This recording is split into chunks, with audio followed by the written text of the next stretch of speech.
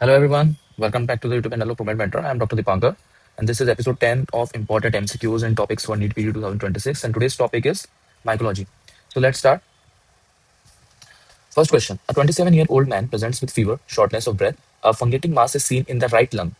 Histopathology from the mass with modified Grocott silver methanamine is shown below.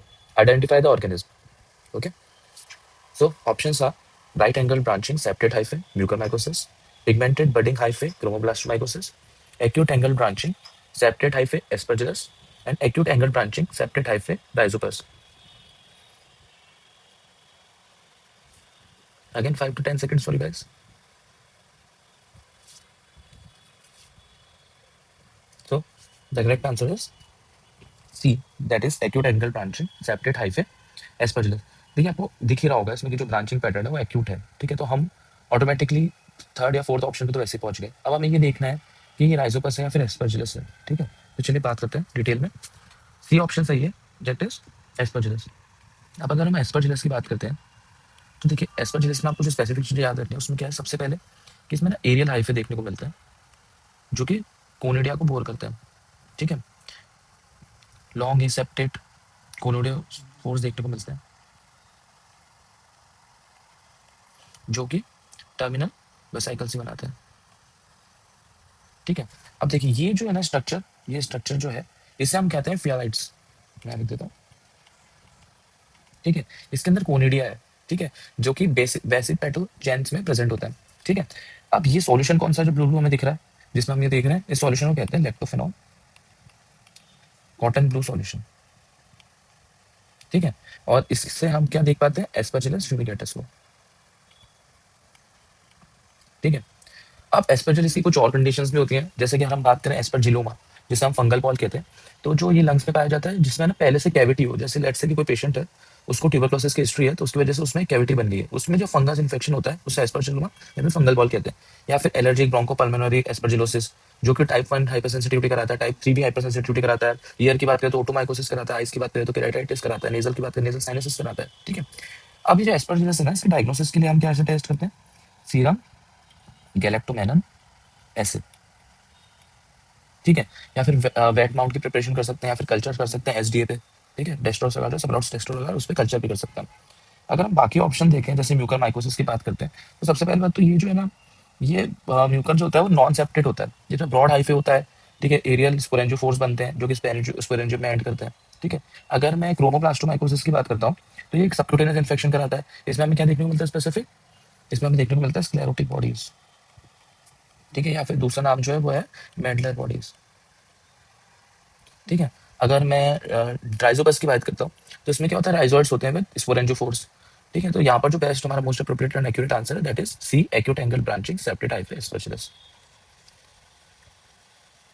अच्छा, मैं चाहता था कि मैं आप लोगों को एक बार रिवाइज करा दूं जो फंगाई का क्लासिफिकेशन है बेस्ड ऑन द मॉर्फोलॉजी। तो चलिए स्टार्ट करते हैं। चार तरीके से हमने डिवाइड कर रखा है on the basis of morphology. First is yeast, second is yeast like, third is moulds या फिलामेंट्स एंड फोर्थ इज डायमॉर्फाइट। तो सबसे पहले यीस्ट की बात करते हैं। ये नेट जो है यीस्ट फंगाई की बात है, इसमें ये क्या है ना, यूनिसेलुलर है। ये रिप्रोड्यूस करता है थ्रू बडिंग, ठीक है। ओवल या राउंड कलर राउंड होता है और इसके एग्जाम्पल कौन से हैं, क्रिप्टोकोकस या फिर सेक्रोमाइसिस, ठीक है। ये मोस्ट इंपॉर्टेंट एग्जांपल जो मैंने आपको बता दिए। अगर मैं यीस्ट लाइक की बात करता हूँ तो यीस्ट लाइक भी यूनिसेलुलर होता है, बडिंग या फिर बाइनरी फ्यूजन से रिप्रोड्यूस करता है, स्फेरिकल या फिर ओवल है शेप में ना, इसमें सूडो हाइफे प्रेजेंट होते हैं, ठीक है। इसके एग्जाम्पल क्या है, कैंडिडा या फिर मलासेजिया फर्फर। अब मोल्ड्स या फिर फिलामेंटस फंगाई की बात करें तो देखिए इसमें हाइफे होता है, सेप्टेट होता है, ठीक है। सेप्टेट भी होता है और रिसेप्टेट भी होता है। तो इसमें जो ये फिलामेंटस हाइफे जो है ना, अगर हाइफे की बात करें तो ये सेप्टेट भी है एंड एसेप्टेट भी है। तो सेप्टेट में कौन कौन से आ जाते हैं हमारे, पेनिसिलियम एंड डर्मेटोफाइट, ठीक है। अगर मैं ए सेपरेट की बात करूँ तो उसमें कौन सा आता है, राइजोपस एंड म्यूकर, ठीक है। फिर लास्ट है डायमॉर्फिक फंगाई। डायमॉर्फिक फंगाई का क्या मतलब है कि अलग अलग टेम्परेचर पे फंगाई की अलग अपीयरेंस होती है। जैसे अगर मैं 22 डिग्री सेंटीग्रेड की बात करता हूँ तो उसमें फिलामेंटस अपीयरेंस होती है ना। और अगर मैं 37 डिग्री की बात करता हूँ तो इसमें यीस्ट की अपीयरेंस होती है, ठीक है। तो उन्हें हम कहते हैं डायमॉर्फिक फंगाई, ठीक है। एग्जाम्पल क्या है इसका, हिस्टोप्लाज्मा कैप्सुलेटम, ठीक है। फिर आप कह सकते हैं blastomycosis, Blastomyces, dermatitidis and Coccidioides immitis. ठीक है, तो ये कुछ एग्जांपल हो गए उसके डायमॉर्फिक फंगाई के। चलिए नेक्स्ट क्वेश्चन की बात करते हैं। On inoculation in the skin, all of the following organisms can lead to dermal, subcutaneous and lymphatic involvement except, ये इमेज दे रखी है, हमें ये बोल रखा है कि इसमें डर्मल है, सबक्यूटेनियस और लिम्फेटिक इन्वॉल्वमेंट है। तो कौन कौन से ऐसे ऑर्गेनिज्म है जो ये कंडीशन कॉज कर सकते हैं, लेकिन हमसे एक्सेप्ट पूछा है कि कौन सा कॉज नहीं कर सकता। तो हमारे ऑप्शन है Sporothrix schenckii, Corynebacterium minutissimum, Nocardia brasiliensis and Mycobacterium marinum. So again 5 seconds for you guys.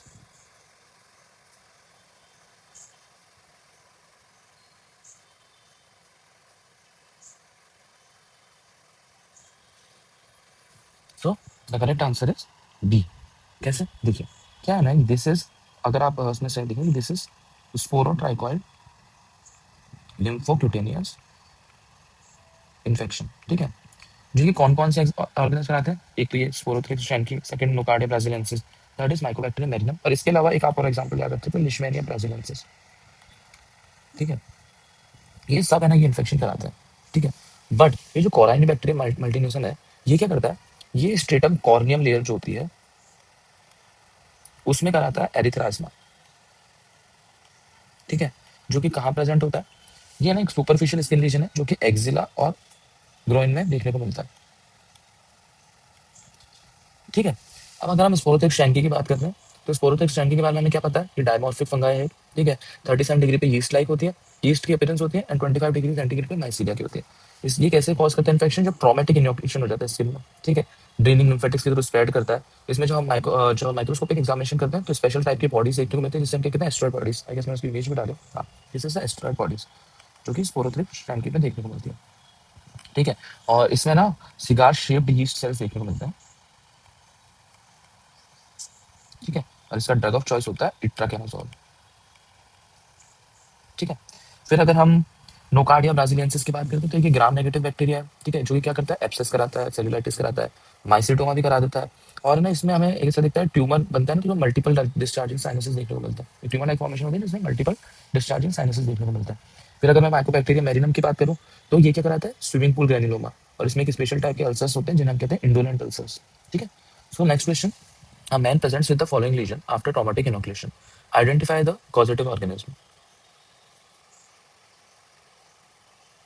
क्या है ये,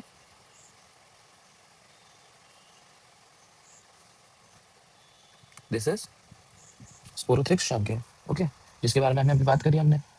ठीक है, अब देखिए ये जो क्वेश्चन था, ठीक है, इसमें क्या है ना, हम लोगों ने अभी स्पोरोथिक शंकी की बात करी, डायमॉर्फिक होता है, 35 डिग्री 37 डिग्री पे यीस्ट है, 25 डिग्री पे माइसीलिया है, ट्रॉमेटिक इनोक्यूलेशन स्किन का, ड्रेनिंग लिम्फेटिक्स के थ्रू स्प्रेड होता है, सिगार शेप यीस्ट सेल्स देखने को मिलते हैं, माइक्रोस्कोपिकली एस्टेरॉइड बॉडीज देखने को मिलती है, ड्रग ऑफ चॉइस है इट्राकोनाजोल। उसके अलावा मैंने ये इमेज से डाली है, आप जो इसमें फर्स्ट वाला देख रहे हो ना दिस, ठीक है, ये क्या हो रहा है, जब हम कल्चर करते हैं 37 डिग्री सेंटीग्रेड पे, जब जो यीस्ट लाइक फॉर्मेशन होती है, तब ये फर्स्ट वाली इमेज देखने को मिलेगी।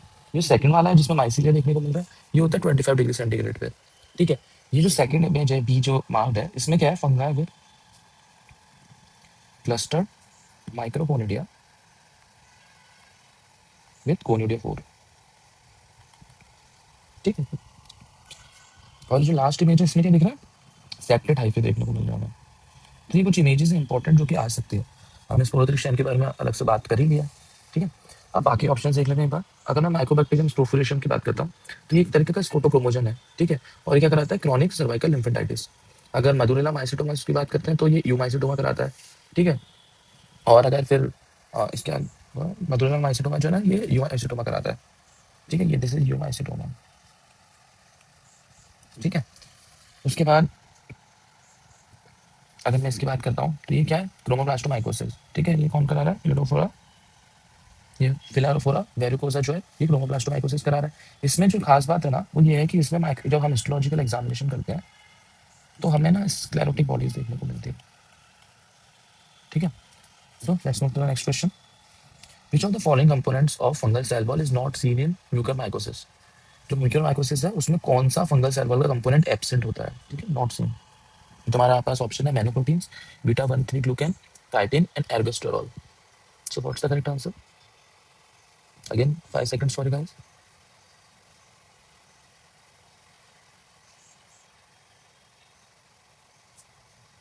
So the correct answer is beta-1,3 glucan.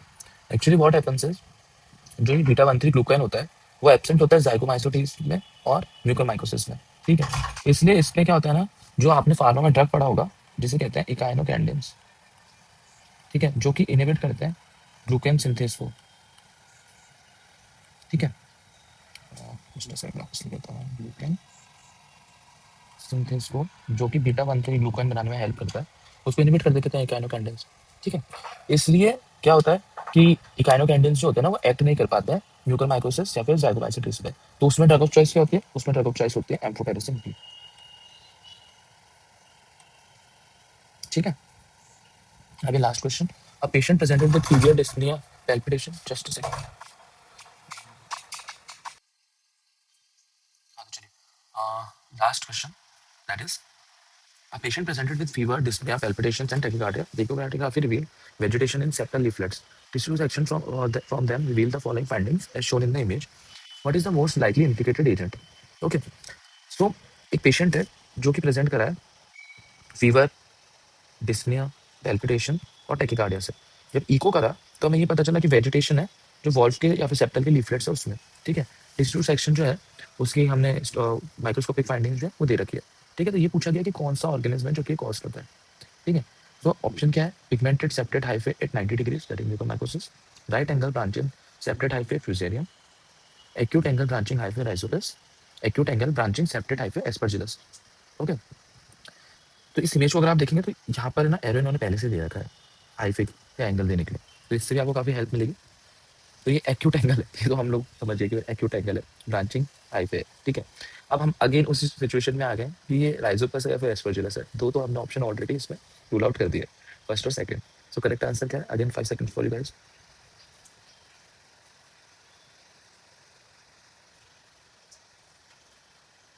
Correct answer is aspergillus once again. तो डायग्नोसिस क्या है, this is infective cardiac valvulitis with mycotic vegetation, ठीक है।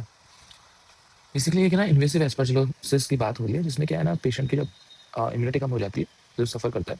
इसमें आप एक खास बात और याद रख लीजिए कि इसमें ना फ्रूटिंग बॉडीज या फिर सेपरेट फिलामेंट्स देखने को मिलते हैं। बाकी हम एस्परजिलोसिस एंड बाकी सारे इंपॉर्टेंट फंगाई जो मोस्टली क्वेश्चन से पूछे जाते हैं उनको हम रिवाइज कर चुके हैं। So this was all about mycology. कुछ क्वेश्चन हमने डिस्कस करे, आप अपने नोट्स रिवाइज करिए एंड अगेन आप इस वीडियो से गो थ्रू करिए, तो आपको काफ़ी हद तक याद रहेगा सब कुछ important. Thank you so much, best of luck.